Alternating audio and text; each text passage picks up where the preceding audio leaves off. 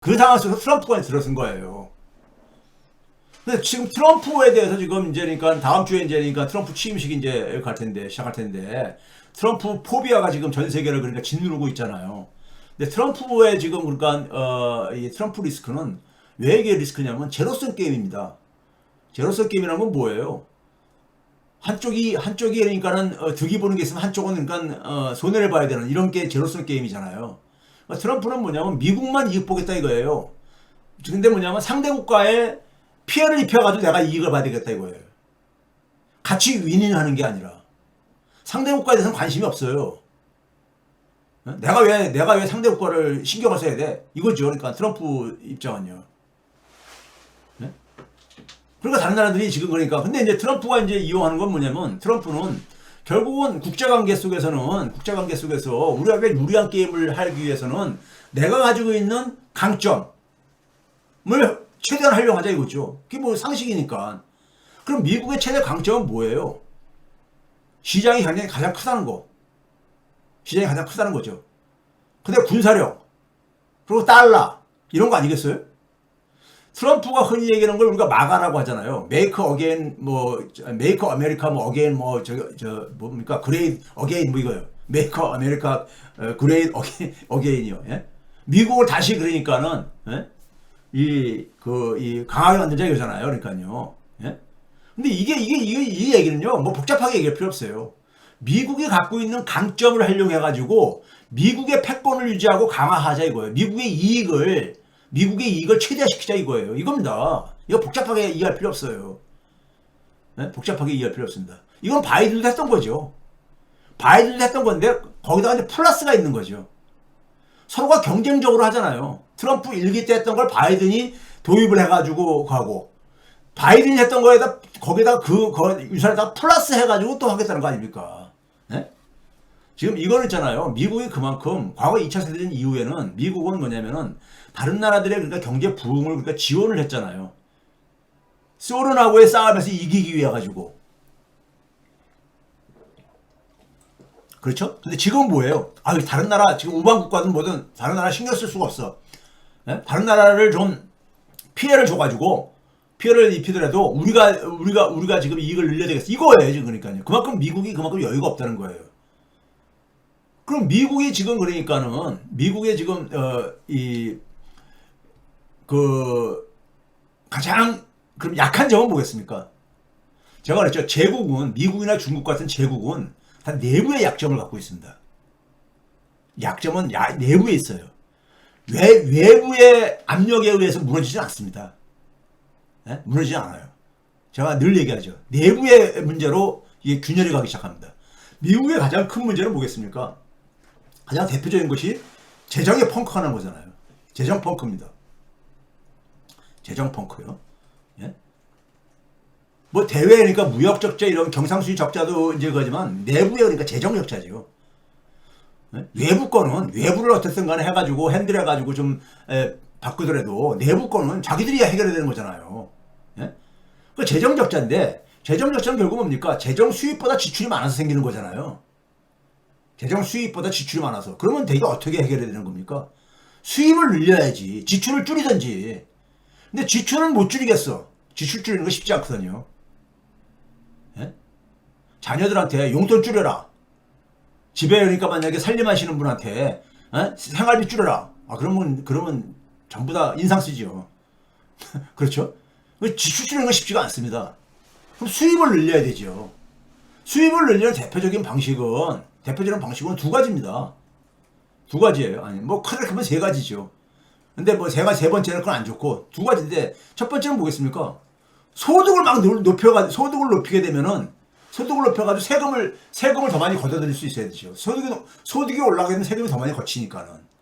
근데 성장률을 완전 많이 올릴 수 있는 건 한계가 있거든요. 소득을 그러니까 갑자기 그러니까 막 빨리 올리는 게 한계가 있거든요. 그럼 세금 수입을 올려야죠. 증세를 해야 되는 겁니다. 제가 과거에도 얘기했지만은. 마지막 세 번째가 안 좋은 방식이면 그게 뭡니까? 인플레이를 높이는 거죠. 통화 가치 떨어뜨리는 거죠. 통화 가치 떨어뜨리는 거. 이건 근데 부작용을 많이 수반하잖아요. 네?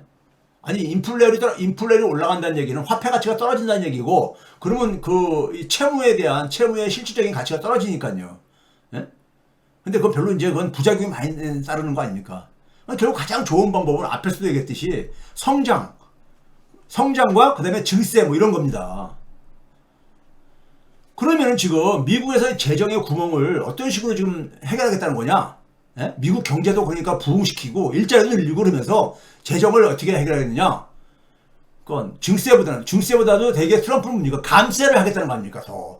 그동안 감세도 많이 했는데 더 감세를 하겠다는 거 아닙니까? 소위 말해서 낙수효과 얘기죠. 예? 이건 철저하게 뭐냐면은 자기들 지지 기반한테 그만큼 저걸 돌려주겠다는 겁니다. 증세는 할 가능성은 없습니다. 예? 지금보다 더 증세할 가능성은 제로죠, 거의요. 예? 제로입니다. 더 감세하면 감세했지. 그럼 뭘로 재정의 수입을 늘리겠느냐? 세금은 국내에서 걷어들이는 세금이 있고 해외로부터 걷어들이는 세금이 있잖아요. 관세요. 관세. 수입품에 대해서도 세금을 내리잖아요. 이게 관세잖아요. 테리프요. 텍스하고 테리프가 있잖아요. 관세로 그러니까는 이 재정의 수입을 늘리겠다는 거예요. 그리고 낙수 효과는 트리클 다운 이펙트는 뭡니까? 계속 세금을 깎아줘야만 경기가 부양될 게 아니냐 이거죠. 예? 사람들 소비 늘리고 투자 늘리고 아주 나이브한 이 얘기죠. 일기 때 거의 효과를 보지 못했던 정책인데 어쨌든 간에 관세로 재정 수단을 확보하겠다 이거예요. 그거 가지고 지출도 늘리고 그다음에 또 감세를 해가지고 펑크나는 수입은 그러니까 관세로 메꿀 뿐만 아니라 경제가 성장되면 더 많이 세금도 거둬들일 수 있지 않겠냐 이거죠. 그러니까요. 소위 공급주 서플라이 사이드 이코노믹스 과거 80년대 철진한 얘기가 지금도 계속해서 공화당은 그 얘기를 되풀이하고 있죠. 이거거든요.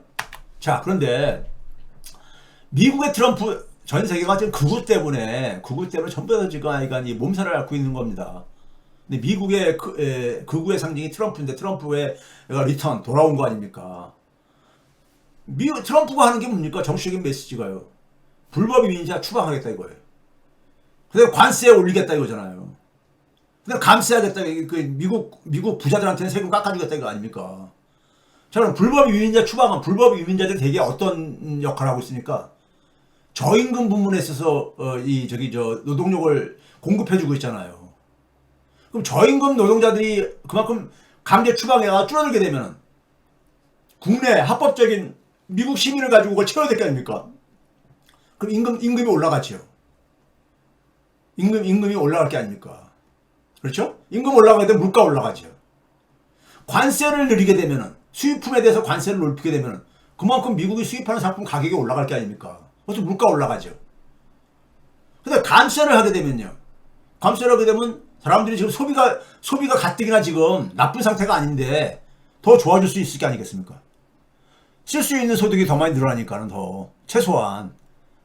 그러니까 이 세 가지 정책이 다 뭡니까요? 물가를 압박하는 요인들이에요. 물가 압박하는 요인.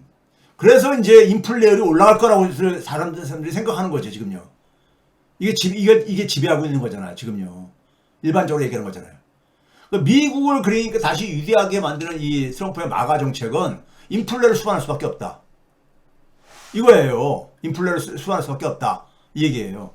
그런데 그게 이제 첫 번째 리스크고요. 두 번째는 관세와 관련해가지고 트럼프가 이제 그러니까 갖고 있는 하나의 강한 향수는 뭐냐면요. 미국이 굉장히 고관세 시대가 있었습니다. 여러분들은 일반 사람들은 잘 모르겠지만은 저같이 역사학을 한 사람들, 더구나 미국 수사를 연구한 사람들한테는 익숙한 건데 19세기도 있었지만은 19세기 말과 대공황 초까지 있었던 대공황지 초까지 있었던 그러니까는 우리가 19세기 말부터 상당히 장기간 그러니까는 진행됐었던 고관세 시대가 있어요. 관세를 딱 올렸던 시대가 있습니다. 요때 상황을 먼저 좀 보여드릴게요. 요때 상황을 먼저 보여드리면 이겁니다. 이 그림입니다.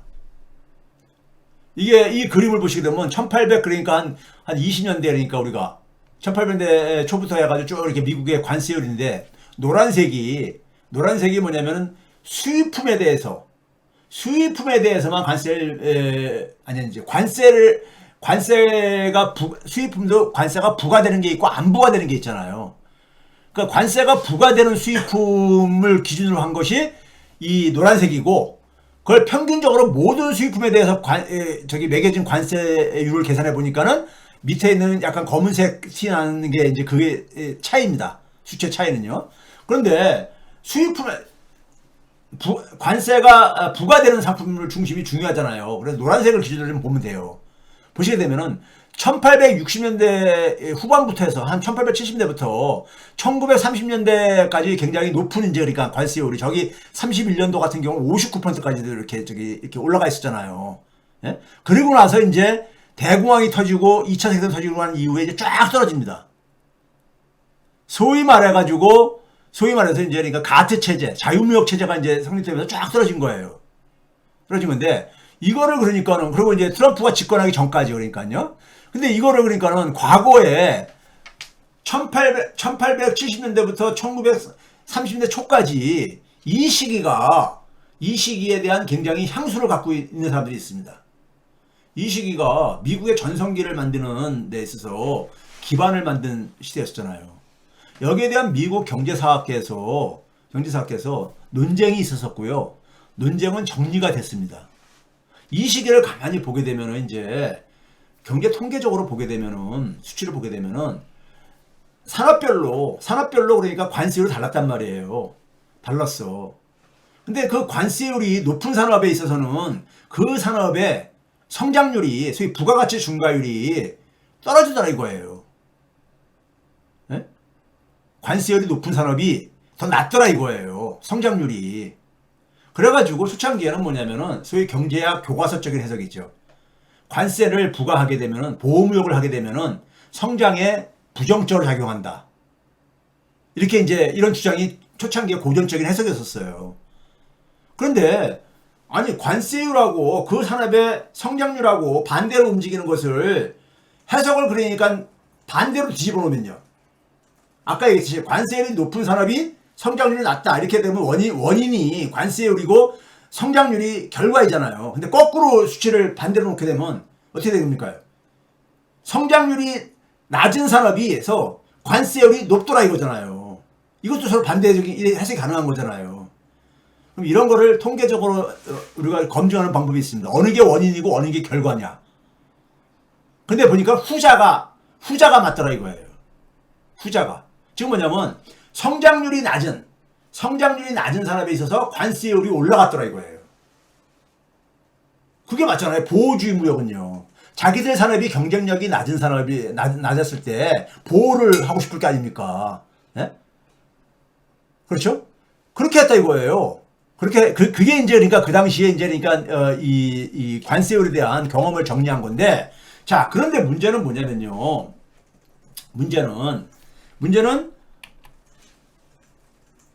문제는요. 요 시기에 이제 트럼프 관세를 대공황 당시 수준으로 이제니까 높이겠다는 건데, 문제는 뭐냐면요. 19세기 후반과 1930년대 초의 고관세 시대는 어땠냐면요. 생산성이 굉장히 올라갈 때였었습니다. 1890년대를 기점으로 해가지고 미국의 노동 생산성은 영국을 항상 앞질러 섰었어요. 그리고 이 미국이 경제력에 있어서 영국을 앞지르기 시작한 게 1890년대부터 앞지르기 시작합니다. 그러니까 뭐냐면 생산성이 굉장히 높았던 시기예요. 이 시기가요. 미국은 노동 생산성이 굉장히 높은 이 방식으로 기술 혁신이 진행됩니다. 왜? 노동력이 부족하다 보니까. 인구 밀도가 낮은 나라니까요. 예?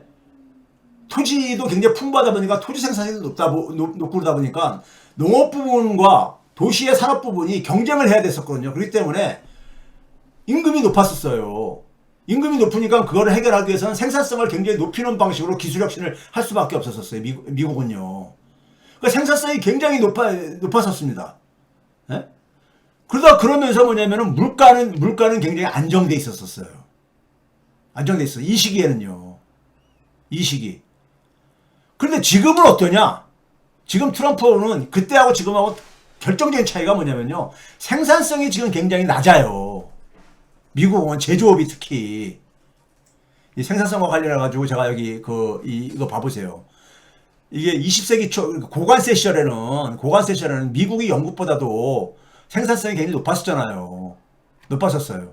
그런데 지금은 미국 제조업의 노동 생산성을 보게 되면요. 2011년에 한 103 정도였었는데 이게 지금은 2023년 기준으로 98도 안 돼요. 노동 생산성이 계속해서 이렇게 떨어지고 있잖아요. 그러니까 생산성이 낮은 상황 속에서 지금 그러니까 낮은 상황 속에서 관세를 부과한다는 얘기 뭡니까요? 생산성이 낮은 산업을 끌고 가겠다는 거잖아요. 끌고 가겠다는 거잖아. 그러니까 최근에 US 스틸을 일본이 그러니까는 인수하는 걸 바이든이 그러니까 거부를 한 게 하나의 화제가 되고 그랬잖아요. 일본에서 굉장히 짜증내고 막 이제 그러잖아요. 항의하고. 예?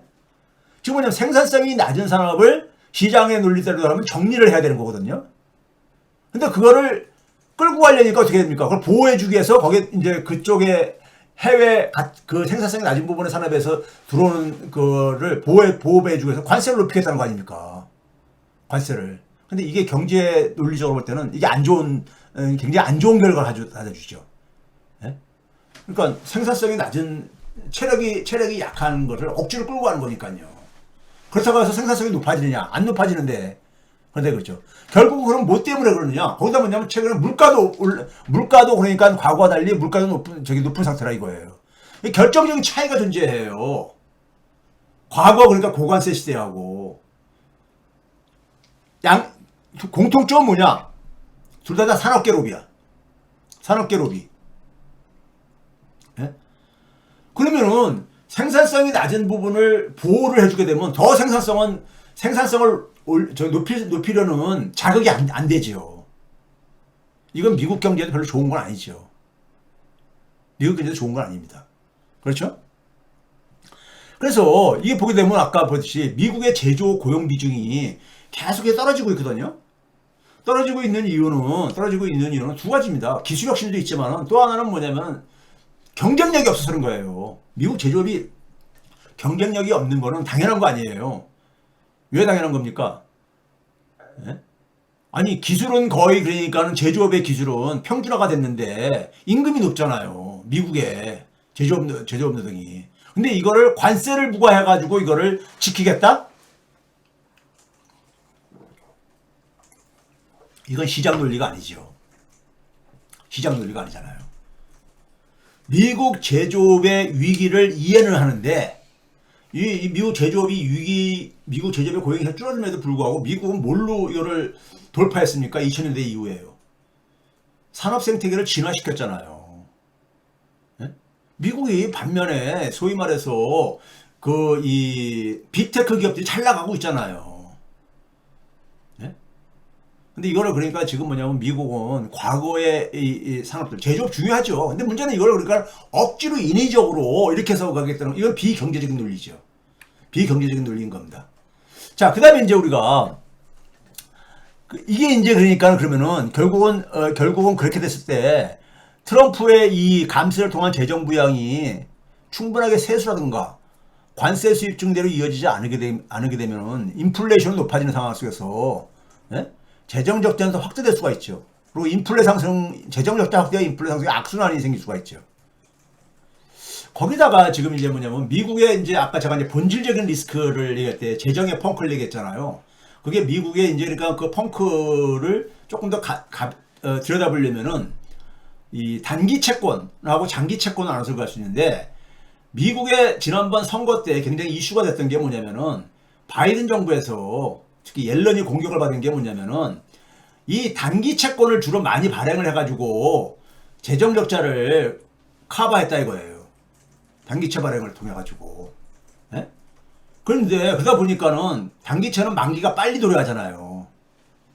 빨리 도래하다 보니까는 추가로 이제 그러니까는 또 발행을 막 해야 될 게 아닙니까? 발행해야 될 이제 미국채가 양이 많아질 게 아닙니까? 그게 지금 눈덩이처럼 이제 돼서 오고 있다 이거예요. 이게 오고 있다. 상한의 압박이 오고 있다 이거죠. 그러면 이게 이제 상한 압박이 오는 걸 피하려면 어떻게 되느냐? 이걸 이제 하려면 단기채를 중장기채로 바꿔야 될 게 아닙니까? 예? 계속 이게 악순환 눈덩이 굴러가듯이 그러니까 눈덩이 효과를 피하려면은 예? 단기채의 비중을 줄이고 중장기채로 이렇게 바꿔야 될 게 아닙니까? 그럼 중장기 채권으로 바꾸게 되면 어떻게 되겠습니까? 그러니까 5년물이라든가 7년물, 10년물 이런 걸 바꾸게 되면 어떻게 되겠어요? 그 채권에 대한 공급량이 증가하는 거잖아요. 그럼 가격은 하락할 게 아닙니까? 가격이 하락한다는 얘기는 채권의 수익률은 올라간다는 게 아닙니까? 그러니까 중장기 국채 가격이 폭락하고 국채 수익률은 올라가는 지금 그러니까 작년 9월 말부터 올라가는 추세는 계속 진행될 수밖에 없지 않냐 이거죠. 그럼 인플레 압력이 지속되고 그 다음에 채권 구조 속에서도 중장기 국채 금리가 올라갈 수밖에 없는 상황이라면은 정책 금리하고 장기 금리의 디커플링은 앞으로도 계속해서 네? 지속될 가능성이 있다는 얘기죠. 네? 앞으로도요. 향후에도. 네? 인플레도 잡히기 쉽지 않고 거기다가 플러스 뭐냐면은 중장기 국채 수익률이 올라갈 가능성이 떨어질 가능성도 올라갈 가능성은 더 높고 국채 구조로 봤을 때는 예? 그렇죠? 근데 자꾸만 이제 뭐냐면 연준금리는 내리기를 또 바라는 시장의 기대가 있고 예? 이런 디커플링 문제를 얘기를 안 할 수가 없다는 얘기죠. 그렇죠?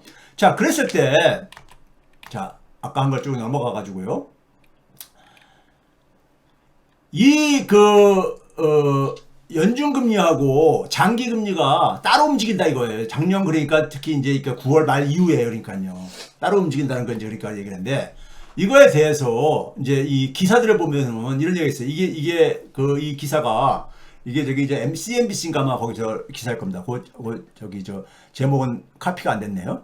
이게 뭐냐면은 거의 그러니까 미국 채무의 한 3조 달러가 2025년도에 만기가 돌아올 예정이다 이거예요. 근데 그 중에 많은 부분이 단기채 성격을 갖고 있다 이거예요. 예?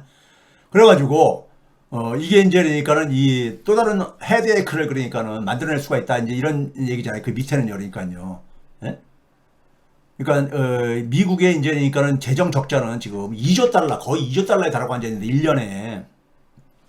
이 재정 적자로 인해 가지고 발행해야 되는 국채 플러스 단기채를 줄이고 중장기채로 바꾸는 데 속에서 오는 이게 그러니까 이 미 국채가 굉장히 아주 그냥 머리 아프게 하고 앉아 있다 이겁니다. 이 채권 시장에. 예? 이게 지금요. 예? 2020년 채권 시장을 그래가지고 미국 재정 수지의 추이를 한번 봐보세요, 여러분들. 보시게 되면요.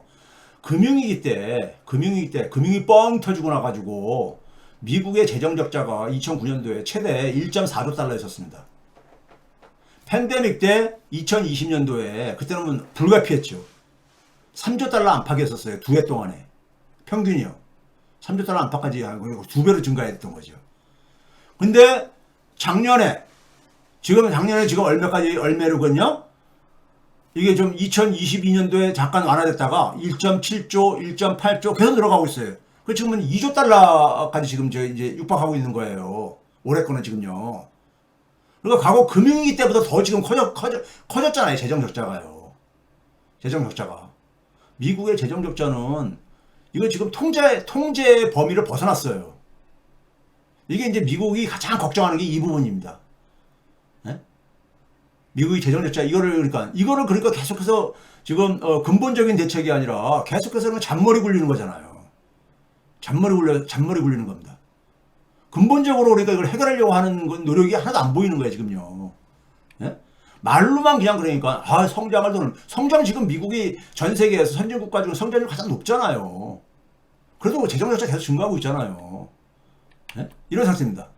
근데 트럼프가 이제 이 관세에 대해서 굉장히 가는 이유가 뭐냐면, 트럼프는 이제 앞으로 4년만 더 하면 이제 대통령은 끝이에요. 트럼프에 남아있는 희망은 뭐냐? 노벨상 받는 거. 예? 미국의 헌법으로 인해 가지고 헌법을 바꾸기 전에는 그러니까 트럼프는 이번 4년 하게 되면 이제 끝입니다. 예? 그렇죠? 끝이에요. 그러면 미국의 이제 보수 싱크탱크 텍스 파운데이션이라고 있습니다. 여기서 이제 추정한 게 있어요. 트럼프가 보편관세 도입한다니까는 이거 가지고 추정하는 게 있습니다. 10% 보편관세 모든 상품에 10%를 만약에 모든 나라에 부과를 할 경우 20%를 부과할 경우에 계산을 해봤는데 했는데 연평균 그러니까 적게는 1,700억 달러에서 많게는 2,800억 달러 정도 그러니까 추가로 생길 거다 이거예요. 예? 추가로 그러니까 생긴다 이겁니다.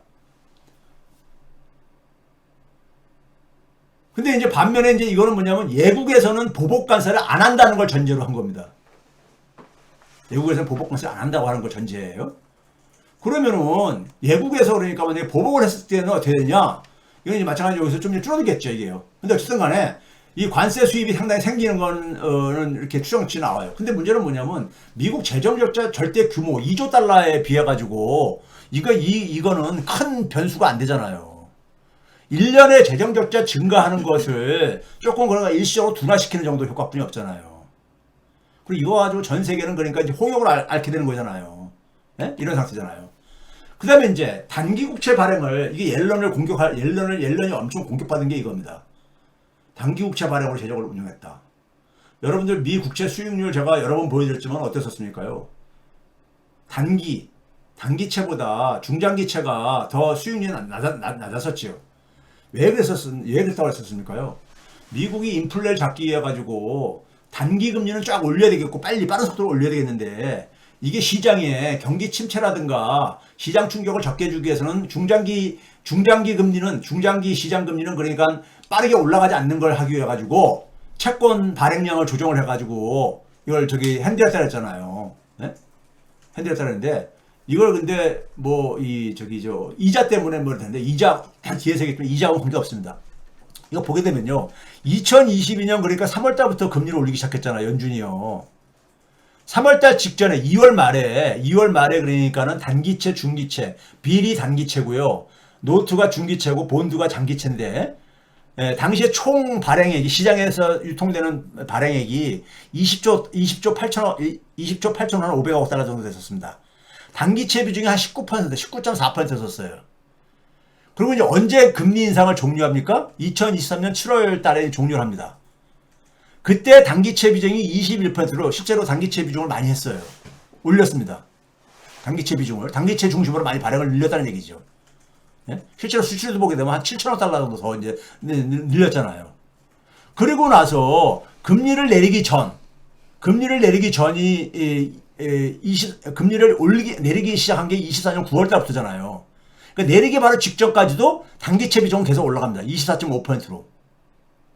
그리고 가장 최근인 지난해 11월 말에 25%까지 계속 올라갔어요. 그러니까 단기채 비중을 계속 올린 건 사실이에요.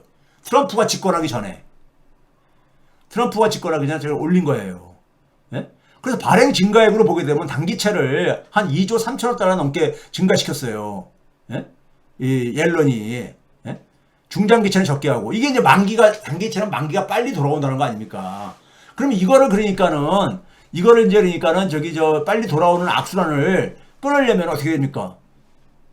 이 중장기채로 바꿔야 될 게 아닙니까? 중장기채로. 과거의 그러니까 저거 속에서는 단기채는 한 15에서 많게는 한 20% 정도 안에서 이렇게 컨트롤했는데 단기채 비중이 굉장히 많이 증가했다 이거예요.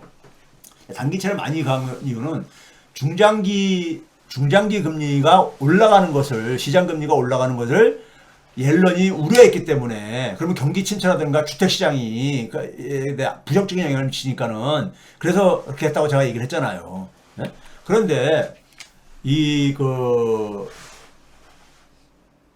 정부의 그러니까 이자 부담을 낮추기 위해서 했다 이런 얘기들이 공격했었어요. 근데 그건 아닙니다. 이거 보시게 되면 가장 단기채에서 일반적인 게 3개월물 90일짜리, 그 다음에 이제 2년물, 중기채에서 가장 대표는 2년물, 그 다음에 10년물을 보시게 되면은 어떻습니까? 3개월물이 쭉 올라가잖아요. 3개월물이 가장 빠르게 올라가집니다. 왜 그렇습니까? 물가를 잡기 위해서.